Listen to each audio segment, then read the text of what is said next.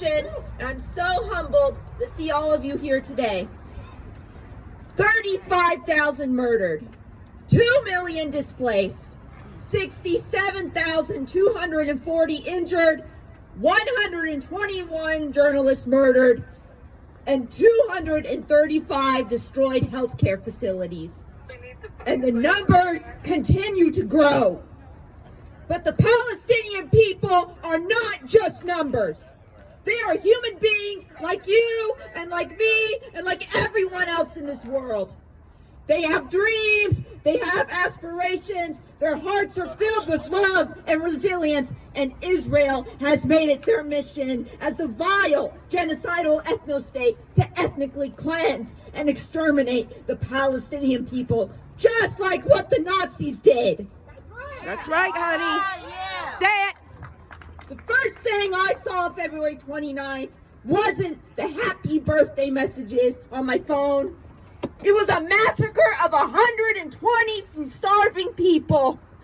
People that was committed by the terrorist state we call Israel. And the fact that an Israeli telegram with 17,000 followers celebrated the massacre.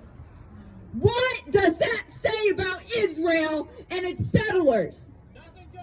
Murderers! What type of people celebrate murder? What type of people claim to be the victim of crocodile tears while simultaneously preventing humanitarian aid to reach the people of Gaza? What type of people psychologically torture a little girl by keeping her trapped in the car with her dead family members, allowing aid workers to come get her, and then killing them, and then killing her? Justice for Hind! Justice for Hind! Justice for him. What type of vile people make lies about mass rape and 40 beheaded babies to gain sympathy and support for a genocide, but then commit the most heinous acts of sexual violence and barbarity as every admission is a confession for them? What type of people colonize, displace, steal, unjustly imprison, bomb, and impose apartheid for 75 years? Israel does. Zionists and Israel do exactly that and more. Zionism is a fascist, racist ideology that tears the very soul of humanity and has spread corruption and violence. It is a disease on mankind, and we are seeing how infected we are with it. We now have a far-right and an extreme far-right that has taken over our government through lobbyists that pay to play. That's right. Criminals! All forms of Zionism, whether Jewish Zionism, Christian Zionism, liberal Zionism, I don't care what type of Zionism. It's all fascism and racism. Yep. The very thing we purport that we stand against, we support. And Joe Biden, once again, has told us he's a proud Zionist.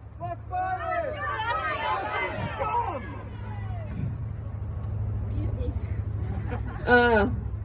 What can we take from this? We can take that. Oh, well, yeah, I said that.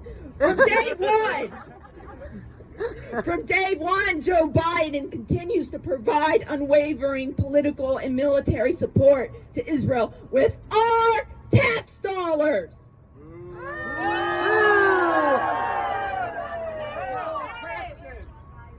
As elections come, Biden and other Democrats will want to always remind us, the Muslim, Arab, Black, and Latino and other marginalized communities, about Trump and try to invoke fear into us, so we'll vote for the genocidal maniac himself. Joe Biden does not, and I repeat, does not get to act like he's a safe option while being complicit in the genocide of our brothers and sisters in Palestine. That's right. He does not get a free pass. He does not get a free pass while doing all this. While he went up there and promoted false allegations of October 7th that led to the stabbing of a Palestinian child and the increase of Islamophobia and hate crimes against Arabs in this country, in our country. He and his administration do not get to walk away from this. And we, the American people, will never forget what he and the powers that be have done. That's right. Never forget. Never forget. Never forgive. Never. Remember Aaron Bushnell. That's right.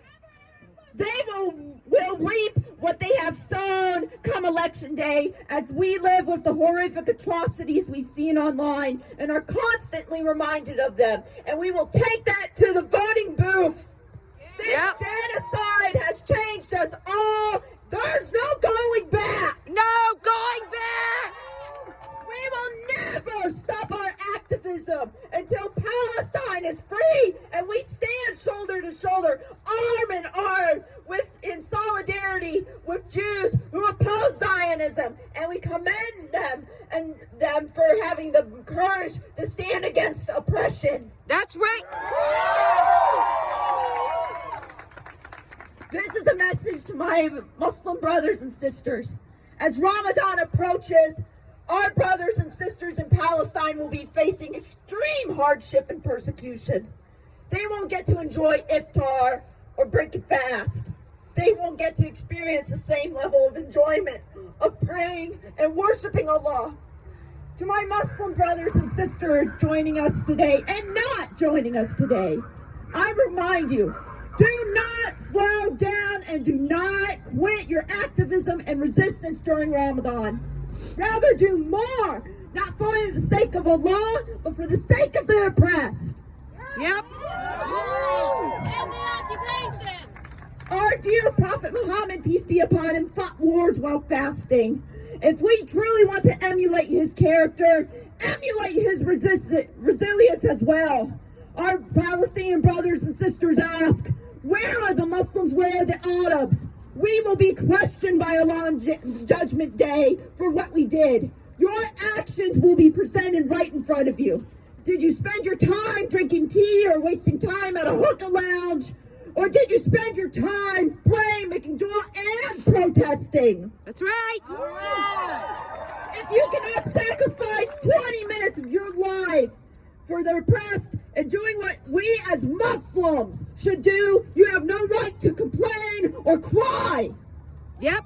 I see brothers online posting their 30-second gym TikToks with captions such as, training so I can fight for the Mahdi. Gotta be strong for our Ummah.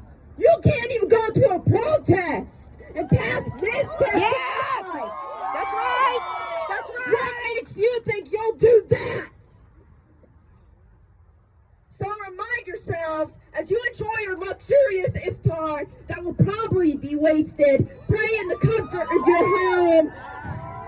Yep. Pray in the comfort of your home and local masjid, and spend your evenings with friends and family, that your Palestinian brothers and sisters won't enjoy the same things. And remember this, you will face Allah and have to answer as to what you did in this life to liberate Palestine. Yep. What you prioritized while people suffered. That's right. You let fear paralyze you, but you have no fear of the consequences for not advocating for the oppressed from Allah. You brag and preach about taqwa. What taqwa? Don't kid yourself. And to my brothers and sisters joining us today and fighting the good fight, may Allah bless you all. Yep. Yes. On February 25th, a brave active duty airman, Aaron Bushnell, committed self-sacrifice at the U.S. Israeli Embassy in Washington, D.C., one of the most extreme forms of protest. Aaron was a man of integrity, a man of conscience, but most of all, he was an American patriot. Yes. This young man saw precisely what was being done to the Palestinian people and what our nation has become. What he did showed that as a man of conscience, he could no longer withstand what he was seeing and being complicit to. His sacrifice resulted in his final words being shown on almost every major media news outlet. Words such as genocide and free Palestine I'm sorry. Don't be sorry. Don't be sorry. Say it loud. That was never shown on major media news outlets. That's right. He said, "My name is Aaron Bushnell. I will no longer be complicit in genocide. I am about to engage in an extreme act of protest, but compared to what people have been experiencing in Palestine at the hands of their colonizers, it's not extreme at all. This is what our ruling class has decided will be normal." And as the flames engulfed Aaron, he stood there saying the exact same words we yell at every protest: "Free Palestine!" Free Palestine. He didn't scream for help. He screamed "Free Palestine" until he collapsed. I've seen many ask, why would you ever want to do something like that?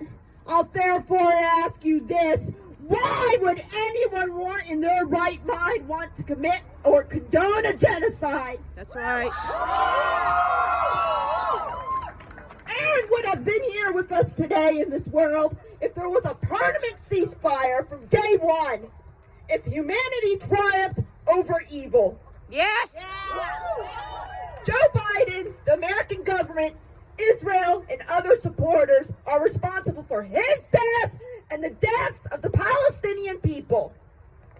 We must hold them accountable for the unjustified crimes against humanity they have been committing, not beginning October 7th, but for 75 years. That's right. Oppression breeds resistance. Oppression breeds resistance. Our hearts bleed for the Palestinian people and their undeniable right for life and for liberation. We will never allow our hearts to become cold and apathetic. We will always fight, struggle, and strive against those who are hell-bent on destroying humanity. Yes. Regardless of our religion, ethnicity, politics, gender, sexuality, I don't care. We are all brothers and sisters in this fight. That's right. And in the just cause of freeing Palestine from the river to the sea. The liberation of Palestine will be the emancipation of our country. That's right. And to all of us joining today, let Aaron's sacrifice be a reminder of what it means to be a patriot, a true patriot, and ask that his family have patience during this time and take comfort in knowing that they raised a wonderful and fine man. Yep. Let us remind ourselves that Palestinian resistance and Aaron's resistance are directly linked. If we don't condemn Aaron for his bravery and sacrifice, we shouldn't condemn and dehumanize the bravery and sacrifice that the Palestinian resistance has done for years. That's right. Let us chant these shared words of courage, determination, resilience, and patriotism. Free Palestine! Free Palestine! I said free Palestine! Free Palestine! Free Palestine! Free Palestine! Thank you all for coming!